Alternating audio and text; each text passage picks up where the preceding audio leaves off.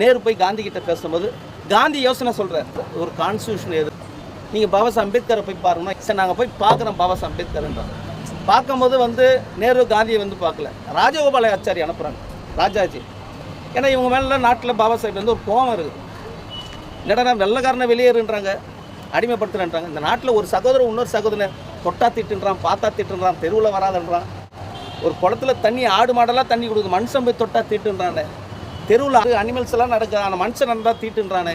இதுக்காக போராட மாட்டாங்களே, இதுக்காக எந்த உண்ணாவிரதம் இருக்க மாட்டாங்க. ஒரு வருத்தம் இருக்குது பாபா சாஹேப். அதனால் ராஜகோபாலாச்சாரி அம்சி பாபா சாஹேப் போன உடனே ஒத்துக்கிறார். எதுக்கு ஒத்துக்கிறாருன்னா, இந்த சமூகம் இப்படி இருக்கிற சமூகத்தை எப்படி நம்ம எல்லாரும் மனித சமூகம் ஒரு மனித மாண்பை மீட்டெடுத்து ஒரு மனித நேயத்தை கொடுத்து ஒரு சமத்துவ சகோதரத்தை உருவாக்க முடியுன்றதுக்காக பாபா சாஹேப் அம்பேத்கர் கான்ஸ்டியூஷனை எதிர்த்து ஒத்துக்கிறார்.